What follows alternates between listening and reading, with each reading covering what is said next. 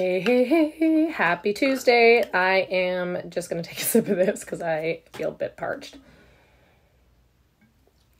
And it's brain fuel, so I'll be able to speak faster, more clearly, and be able to help you faster. No more crashes in the afternoon, that's for sure.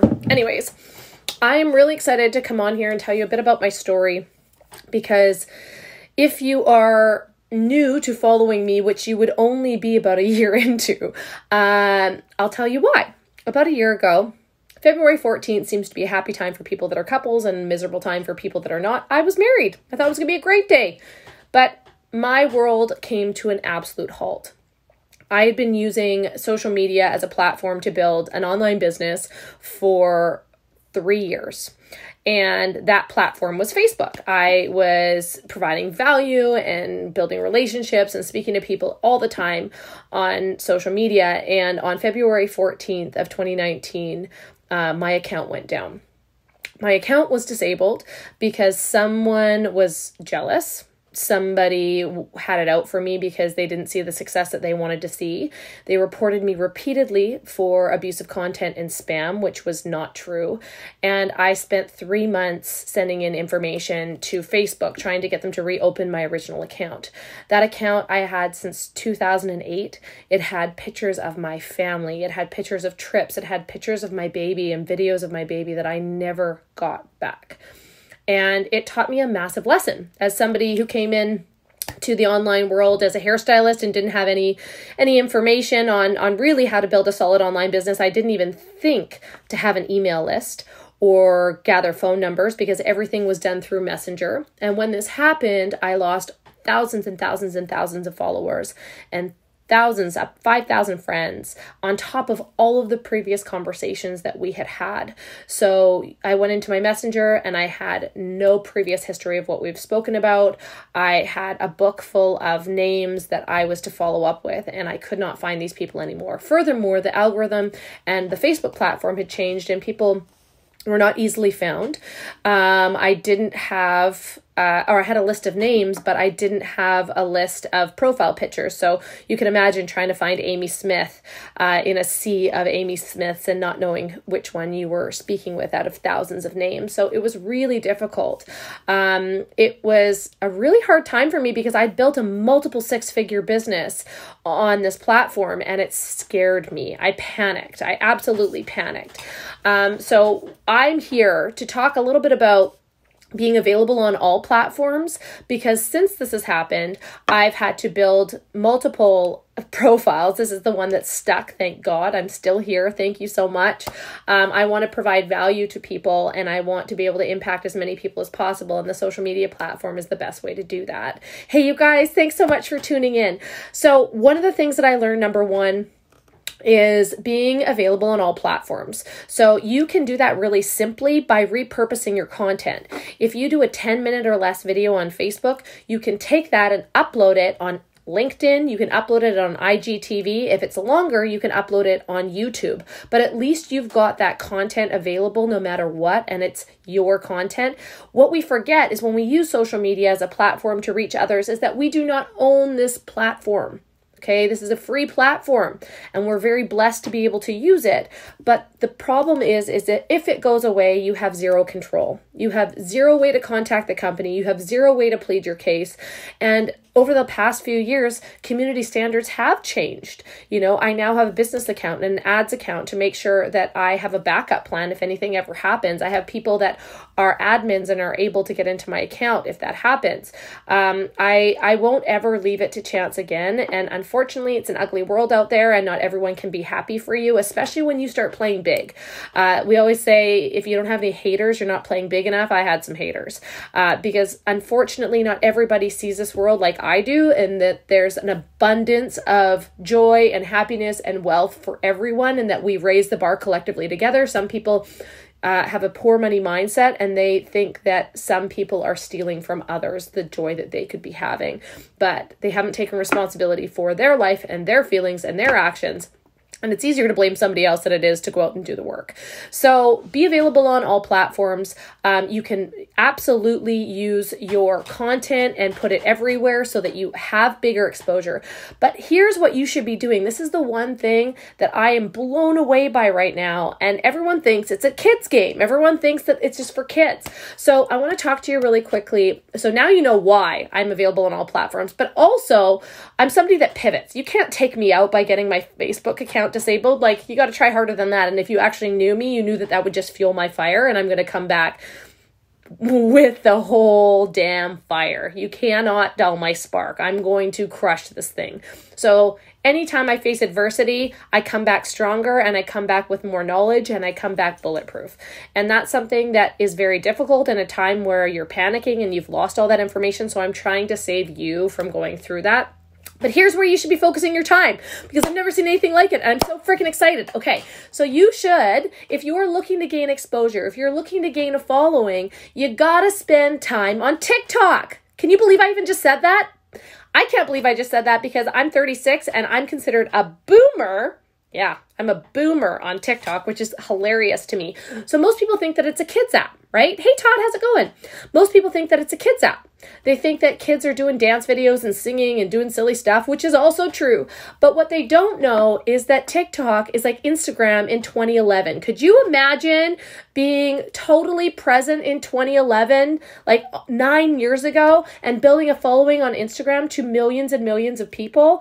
This is your opportunity now with TikTok. So when Facebook came around, posting, word posting, right? Reading, it's like a blog. Instagram came around, more focused on pictures. So you're scrolling through and you're seeing pictures, less about typing and blogging.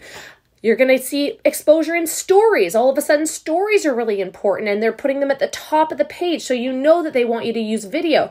We knew coming into 2020 that 70% of your content that you were looking at and you were actually absorbing is going to be through video. So with TikTok, you have 15 to 60 second bites of video, and that's all it is. It's a video, and it's really easy to go viral and gain a following.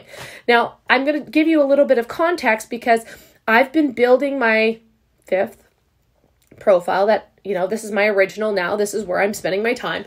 I've been building this for a year, and I've been trying to build it for a year. You can't mass add friends on Facebook anymore. No, nor does it really benefit you to do that. What you want is your niche market. You want people following you that want the information that you have, right? And you want to provide value to those people. So when you think of Facebook, it's not something that can expand quickly. How many of you would kill to have 7,000 followers and expose your material on Instagram to 7,000 followers? Well, that's really difficult. We all know that it's 2 steps forward and 4 steps back, and you're constantly trying to grow your following on both platforms. What if you knew that you could go viral on TikTok within a few months and gain those kind of followers, right? So I'm putting out 2 to 3 pieces of content. And I'm going to tell you what I do on TikTok, but why it's so beneficial. Again, I'm a boomer, you guys. I don't have dance skills. I don't really have singing skills. Like, I'm not that bad at singing, but I'm not great at it. And it's not really where I want to focus my time. But it's a niche market. And so when you go onto TikTok and you're putting out content, 2, 3 pieces of content a day, not only can you repurpose that content like you're repurposing videos from Facebook to IG to LinkedIn to YouTube, you can take your TikToks and put them in your stories. So you're actually working really, really, really smart. And you're getting exposure all over the world, right? You're getting a ton of exposure locally. I notice a lot of the times that I'm seeing a lot of Canadian content because I'm in Canada, but you're going to see a lot of American content, a lot of Indian content. If you're in India, you're going to see your niche, but you can also use specific hashtags to get into that demographic. You can also, and this is something that will absolutely boost your business. And this is why I'm so excited about it, because it takes a long time to grow a following on Facebook.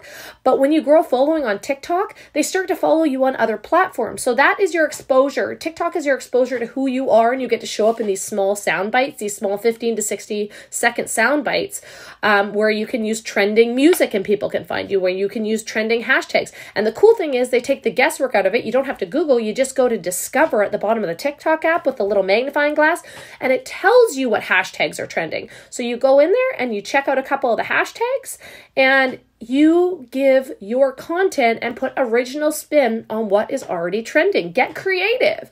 Show people. If you are a great dancer, go for it. Do the trending dances, do all that kind of stuff, and you'll probably go viral. But there's other ways you can express your point of view. You can do tutorials, do it yourself. You can give your point of view. You can be motivational or inspirational. You can use short little captions and ask questions to get people to engage. The engagement also works the same way as Facebook and Instagram. So when you are engaging with people, you're also going to have them engage back with you. You're going to get more exposure through that. But here's the kicker. Here's what is super important is that I'm noticing my content on TikTok, just doing that a couple times a day, short little videos, could be with my kid, could be with my dog, could be with whatever, is pulling people into Facebook. I'm now getting 30 to 50 people a day that add me on Facebook.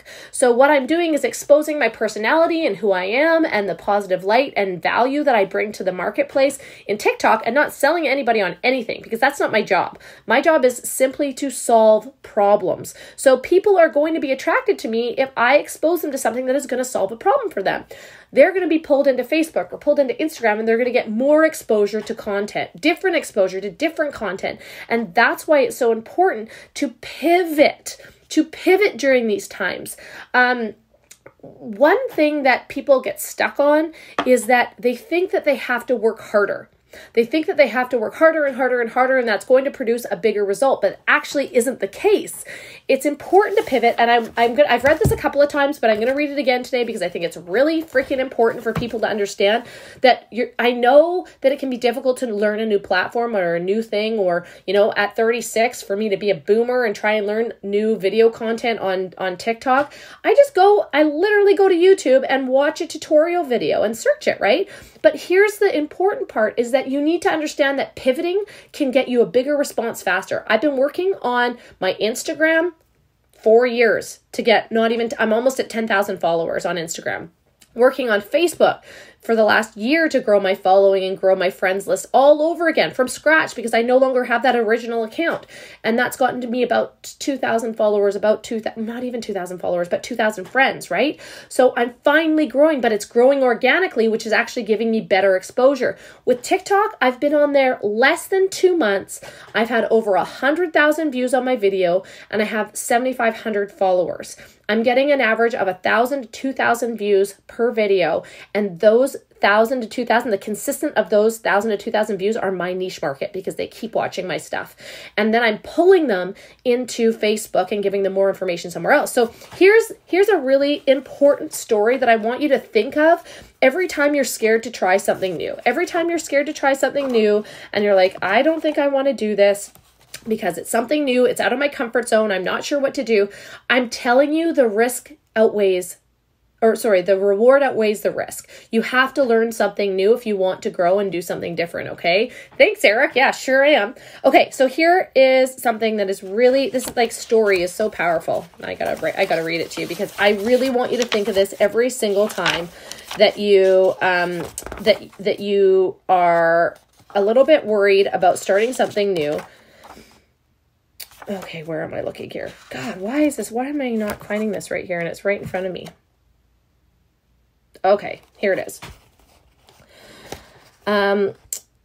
There's a small fly burning out the last of its short life's energies in a futile attempt to fly through the glass of a window pane. We've all seen that fly. The whining wings tell the poignant story of the fly's strategy. Try harder, but it's not working. The frenzied efforts offer no hope for survival. Ironically, the struggle is part of the trap. It is impossible for the fly to try harder enough to succeed at breaking through the glass. Nevertheless, the little insect has staked its life on reaching its goal through the raw effort of determination. How many of you does that sound like? So many of us, right? We're like, we're going to do it. We're going to do it. The fly is doomed. It will die there on the windowsill. Across the room, 10 steps away, the door is open. 10 seconds of flying time, and the small creature could reach the outside world it seeks. Within only a fraction of the effort now being wasted, it could be free of the self-imposed trap. The breakthrough possibility is there. It would be so easy. Why doesn't the fly try another approach, something dramatically different? How did it get so locked in on the idea that this particular route and determined effort offer the most promise for success? What logic is there in continuing until death to seek a breakthrough with more of the same? No doubt this approach makes sense to the fly. Regrettably, it's an idea that will kill. Trying harder isn't necessarily the solution to achieving more. It may not offer any real promise for getting what you want out of life. Sometimes, in fact, it's a big part of the problem. If you stake your hopes for a breakthrough on trying harder than ever, you may kill your chances for success. I'm telling you the story from this awesome little book called U Squared that I ordered online. Sarah Zulecki told me about it about a year ago. And it really changed the game. When I thought of that perspective, why wouldn't we try something new? Why wouldn't we pivot? Why wouldn't we do something that is gaining us more exposure? Because that was my issue. I said, I'm creating all this valuable content. I really want to help people, but I don't have a lot of people reaching out. And the reason was I didn't have the exposure that I needed. So now that I'm getting the exposure, I'm getting lots of people reaching out. And you don't have to sell. I also want to make sure that you know to stick with the community guidelines. Go into TikTok, read the community guidelines, and do not break them. The number one thing that people get shadow banned for, which means that you're not going to go on the For You page, that's the page that you aspire to go on so that you get more exposure, is because they're using songs that are not registered with the app and are not legal because they're not copywritten. Okay. Melissa May, it's a book called U Squared. You can find it online. It's by Price Pritchett. He's got a PhD. But this book is legit, and I love it because there's like a ton of little stories like this that just make you realize that big growth can happen at any time. You just have to be willing to pivot and do something different. Now, I'm going to give you a couple of tips when it comes to using TikTok that you can use the Discover app and use trending hashtags.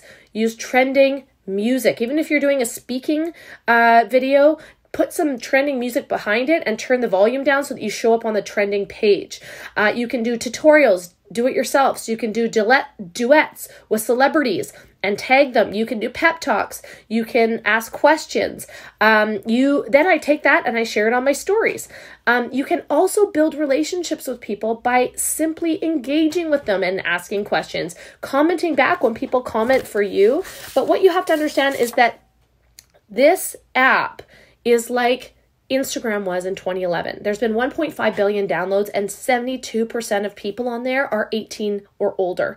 So you are absolutely missing the game if you are not using this app to gain exposure for your business or for your brand or for your service. This is something that's really important, and realizing that things are shifting at a rapid rate. They're shifting so quickly. And if you don't shift, if you don't move and shift, then you're going to be left behind. And that person that started TikTok 6 months ago and has 1 million followers now, that could have been you. So when you've got information like this, don't ignore it. Don't ignore it. Fail forward. I absolutely failed forward. There are videos on there that I thought would be awesome and go viral, and they have less views than the ones that went viral. So that's what I want to talk a little bit about today. Make sure that you are open-minded, that you are looking for solutions and not problems, that you're not complaining about the algorithm not working for you on Facebook or Instagram or wherever else you're working. Get exposure on LinkedIn. LinkedIn is another platform that if you just repurpose your videos and your content there, you get more eyes on your stuff than you would on Facebook or Instagram. And it's a business platform, so people are expecting to talk business, right? I hope that helps. If you have any questions, please comment below and I'd be happy to help. If you're looking to grow an online business, I'm also have a free Facebook page that'll give you how to set up your profile, how you can find your target demographic, how you can ask people, how you can expose people to your products or services without being pushy, without putting them in a position that they feel awkward and have to say no. I want to be able to help everyone grow a brand and a business where they are successful and they can also be able to live the life of freedom that they want to live. I love working from home. I love that, this is legit a shower curtain. There, exposed, right? I love that I get to be at home with my family. I'm watching the snowfall. I want to help other people have this life. So if there's any way that I can do that for you, please let me know. I'm happy to help. Have an awesome Tuesday. We'll see you soon. Bye.